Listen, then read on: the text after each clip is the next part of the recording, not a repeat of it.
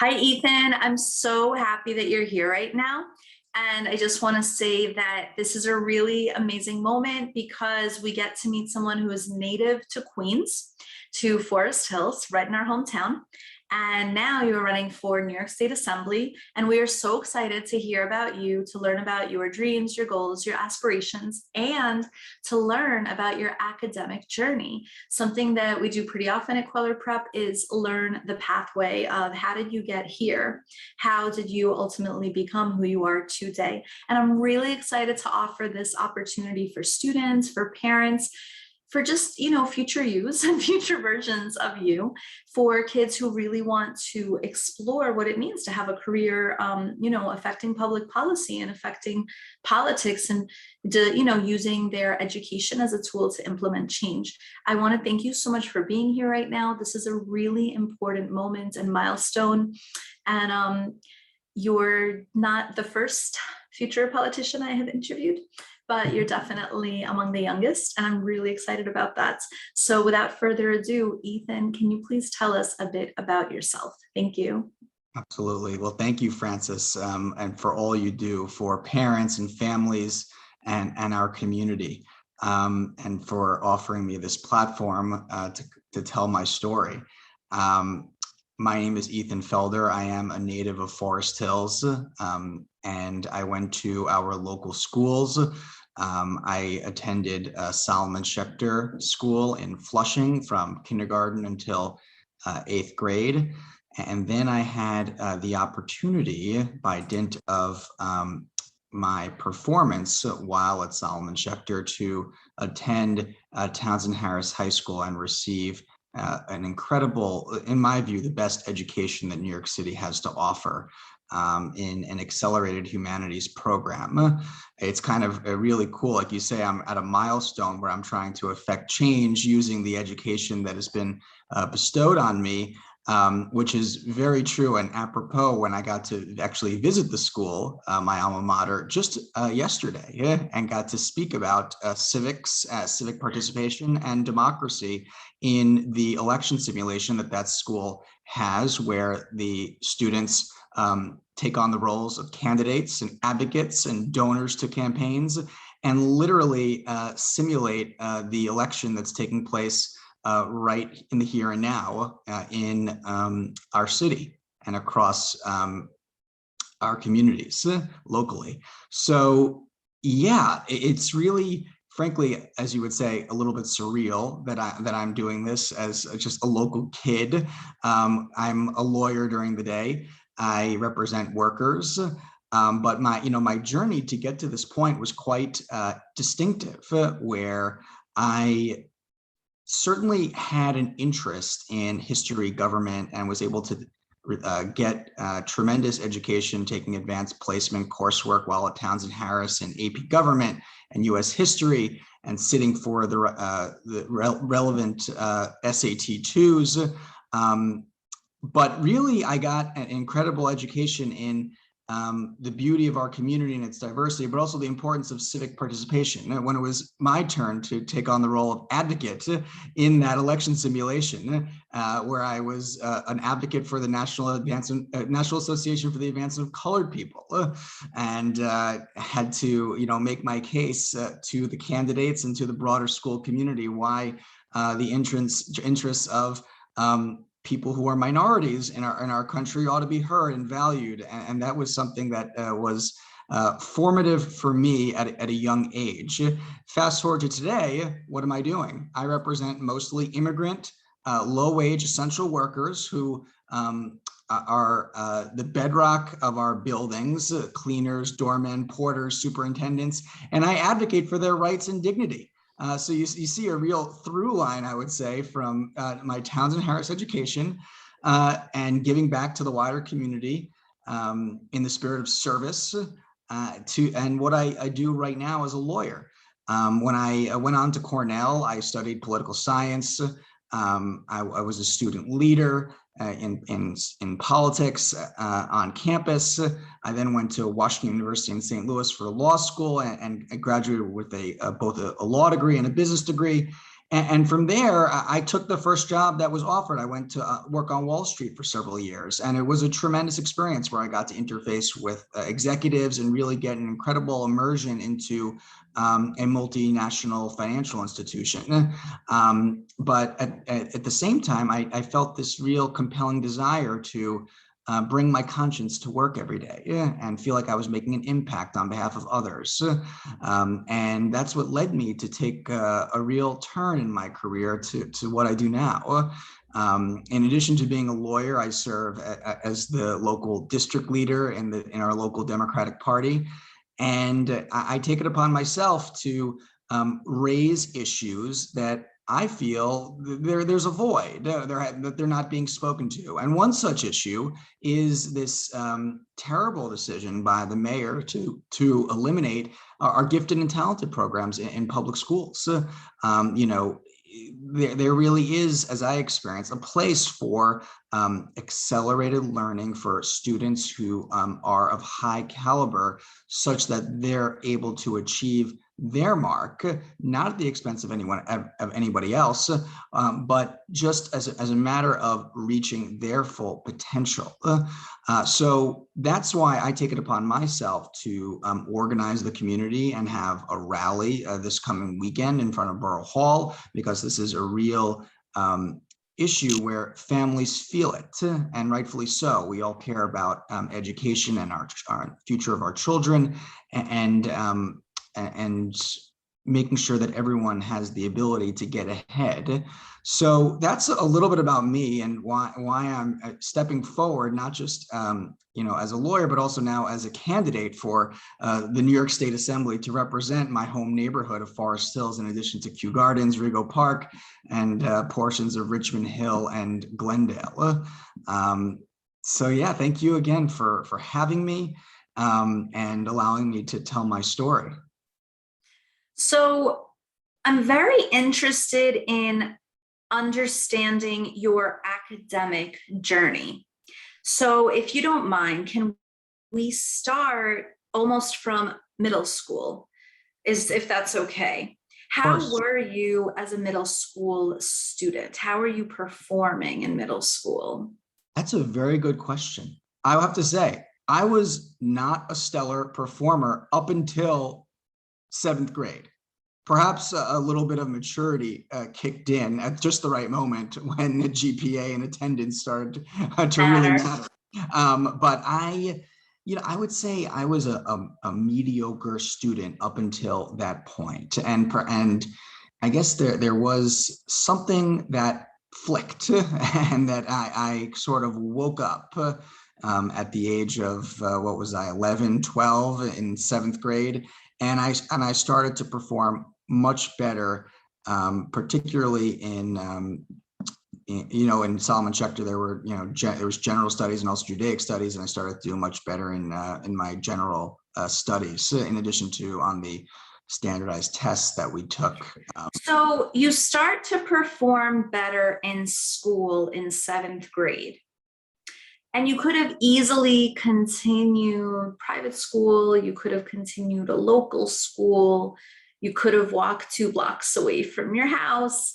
You instead opt to go to you apply and you get into the most highly selective, most highly screened school in all of Queens, Townsend Harris High School, probably all of New York City. Townsend Harris over the year has torpedoed in fame.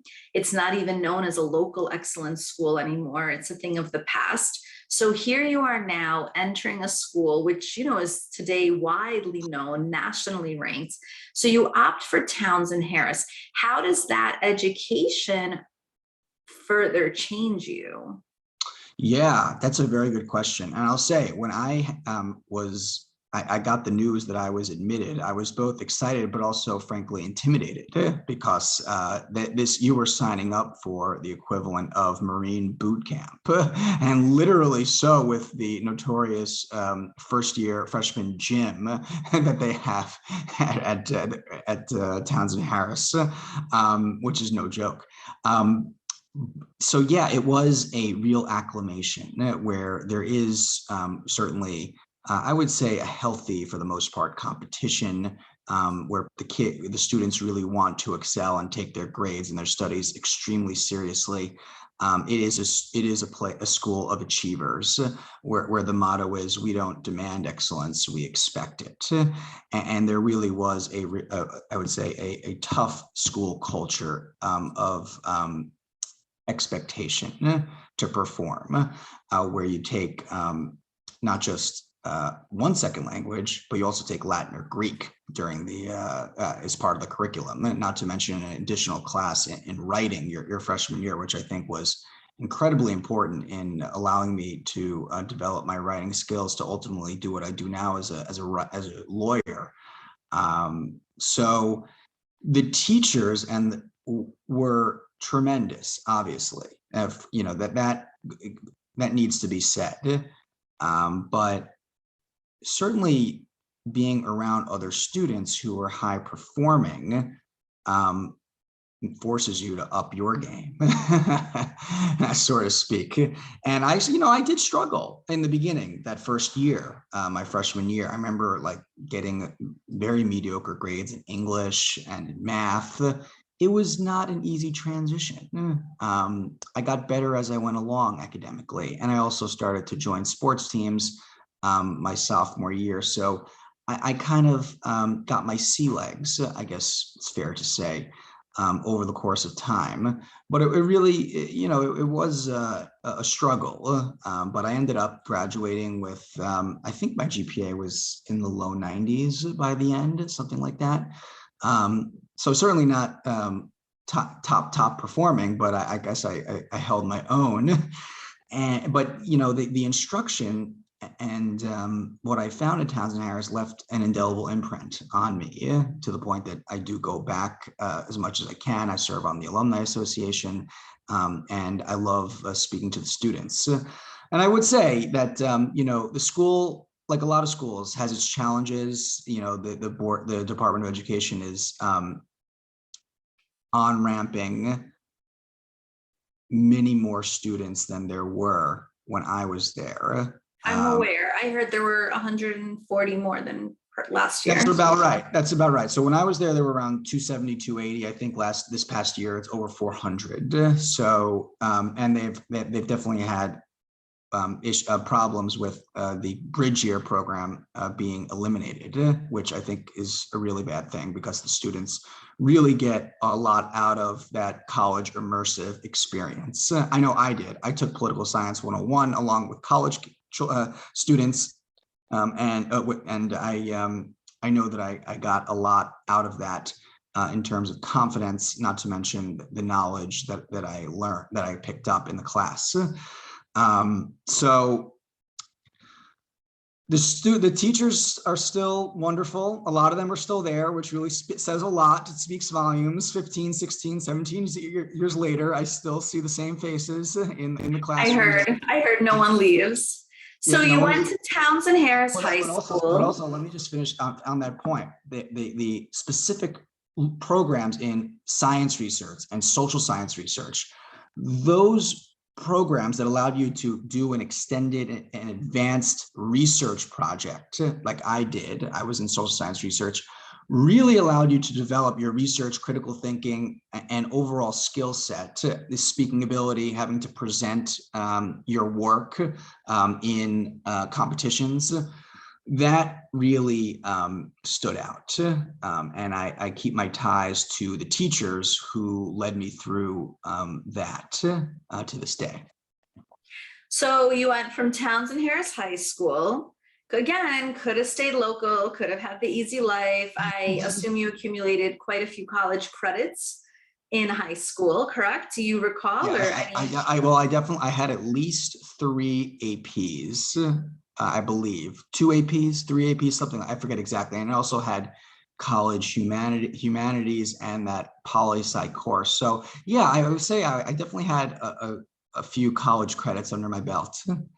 So from there, again, you could have had the easy life, but you opt to go to an Ivy League for college. So here you are, you're applying to Cornell and you get in, right? What did you study at Cornell? So I was very fortunate to get into Cornell early decision, which again That's so was, nice. I went to NYU early decision, so it I'm a was, big early decision fan. I just want the I am audience as to well. If know. you have your heart and your mind set on a particular school, I think that there's a lot to be said for that. Again, just like it for high school, there is a certain level of intimidation going to the Ivy Leagues as just a little Queens kid. But and again, there was an acclamation, and had my tough times, my tough bouts of getting a C plus in Bio 101, which kind of signaled to me that perhaps the pre-med route was not the best option for me.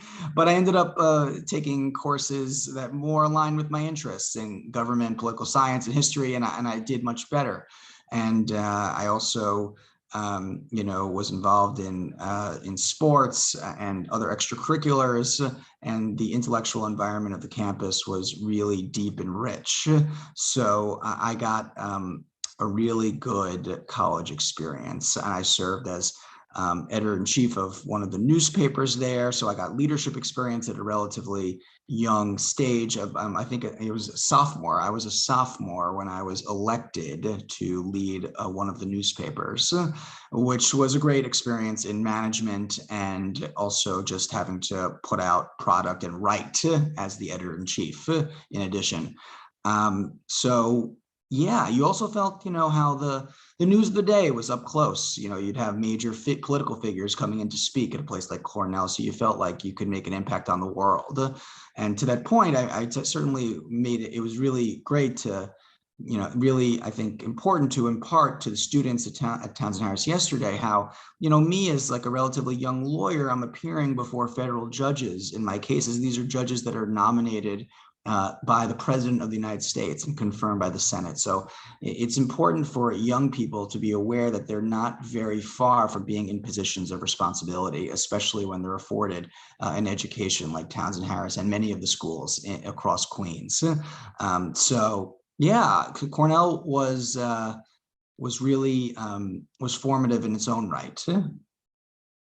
So you finished your education at Cornell, Mhm. and you already have this, academic ammunition where you have an Ivy League.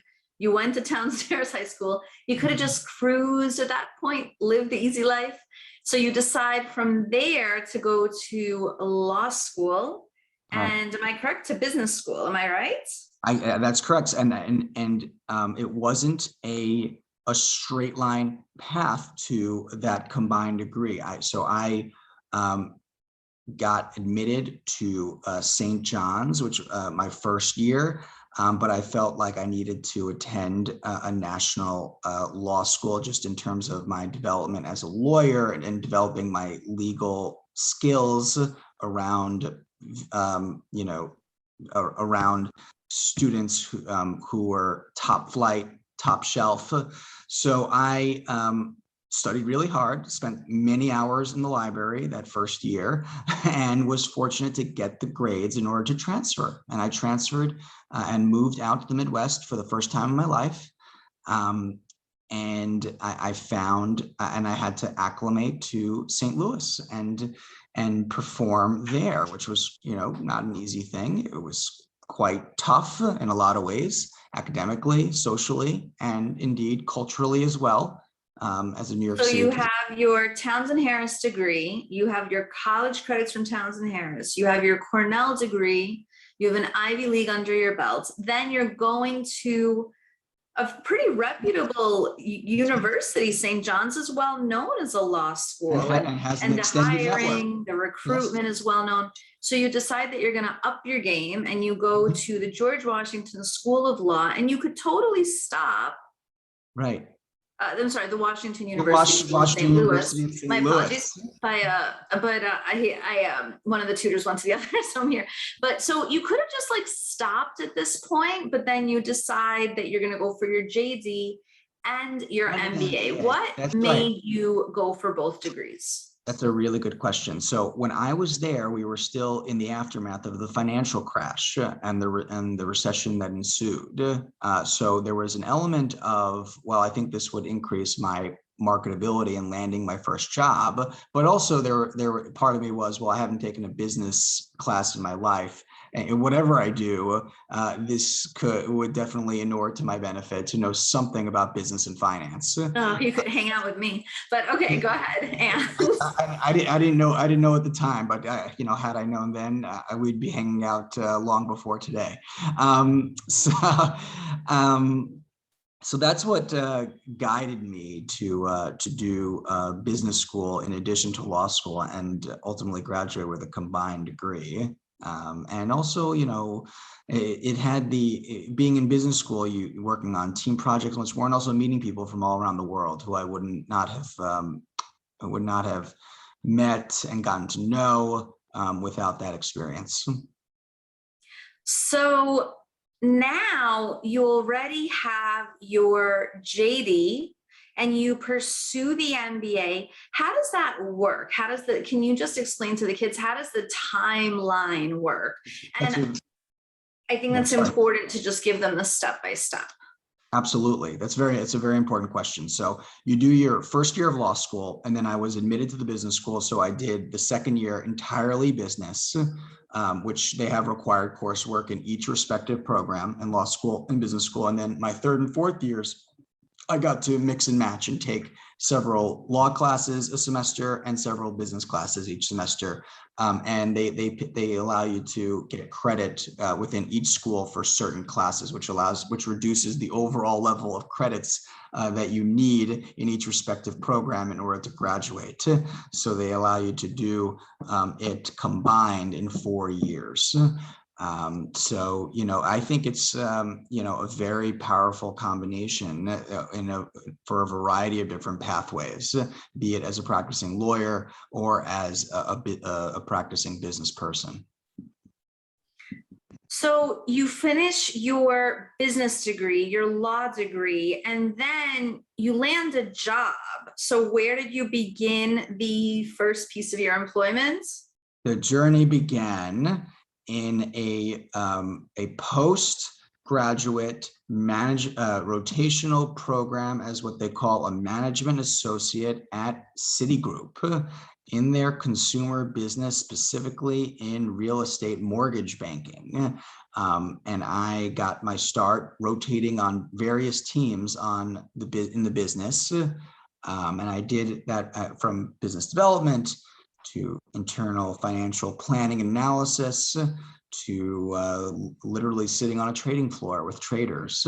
And I did the program, graduated from it, and got a full-time position within the bank as a compliance officer.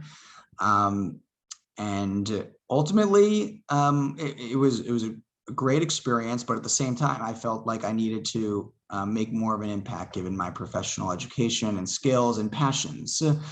So I started volunteering at a worker center called Make the Road, advocating for migrant workers in the evenings when I was not at my desk.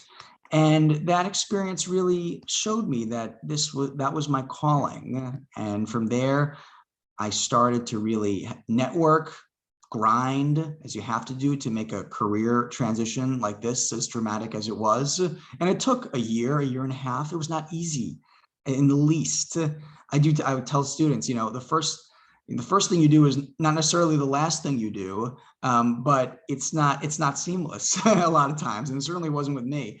And ultimately, I landed my first job offer as a labor lawyer, as a practicing lawyer, writ large, in Albany, New York. So I am here in my apartment where I come to you tonight, 5 years ago, and I have to upend everything in order to go up to Albany to become a union lawyer. And I think to myself, well, if this is your passion, you gotta bite the bullet. It's gonna be uncomfortable, but you gotta rough it a little bit. And that's what I ultimately decided to do. So it's not just any union. You land a job at the 32 BJSEIU union, which is the country's largest property service workers union. You are a lawyer you represent 163 1,000 office cleaners, security officers, doormen, porters, maintenance workers, bus drivers, aides, window cleaners, That's food right. services. Oh my goodness. And I'll say, School cleaners. before I got to 32 BJ, what I do now, I represented workers who work for the MTA, law enforcement officers who are employed at Rikers Island. So you see and run the gamut. But yes, what I do now is, I like to say, it's the best that it is in the labor movement at 32 BJ, where the union is organizing new workers in fast food industry and bringing power to bear on behalf of those who often don't have a voice. And that's what I do every day as a trial lawyer, where I represent workers in what we call arbitrations, which are official legal proceedings, where there's myself, an advocate for management, and we have a trial like I had just this morning. And sometimes, like this morning, there's a settlement, and both sides should be happy to an extent. And yeah, that's where I found myself for the last 3 years. So you could also have just been happy in a private corporate life. And it's not a bad life to have. And you already had the Ivy League, and you had the Townsend Harris, and you have a nationally ranked top tier law school. And then you could have just like stopped at law school and you go to business school. I mean, needless to say, you're very ambitious. So where are we today? Because you could have just stopped. You really landed more than one great job. You have multiple degrees from excellent schools, competitive selective schools. You could have just stopped. Where are you today? So where am I today? I'm where I was when I came across a problem in our community involving a polling site in Lefrak City, where I was walking up the block on my lunch, literally on my lunch break. And I thought to myself, and I met a group of people in front of a few cameras protesting about voter suppression. And I thought, this is wrong. And I don't know exactly what the solution is to right this wrong, but I'm going to offer myself up as a young lawyer to see what I can do.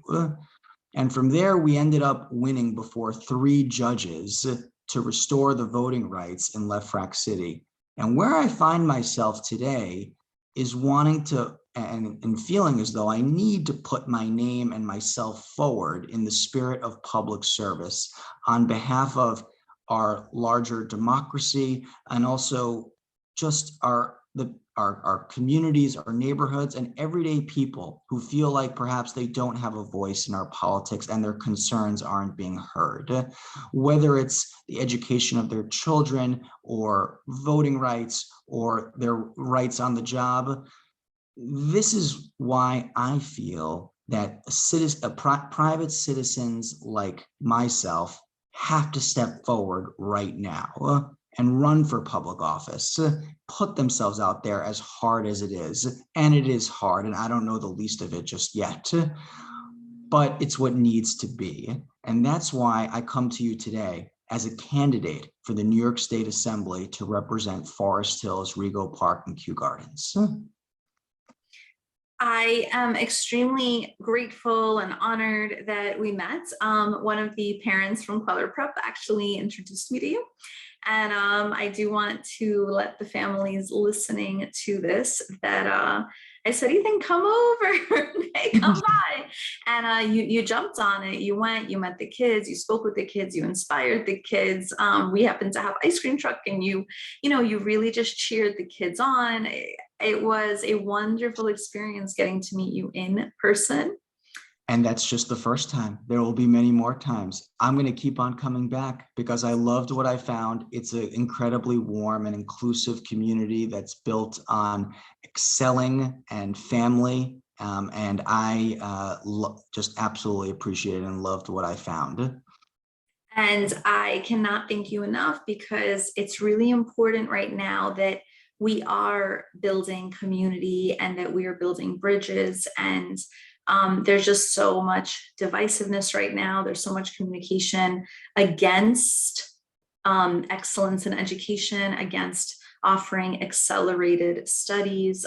There's quite a lot of watering down, lowering the bar, and then we meet you, and it's really important that everyone have an opportunity to learn about Ethan Felder, to learn about his academic journey, which played a critical role in who he is today. I'm really happy that the students at Queller Prep and families are able to listen to this public video that is being recorded now, and really to better understand that this, you're really someone who could have lived a very happy, comfortable, local, private life.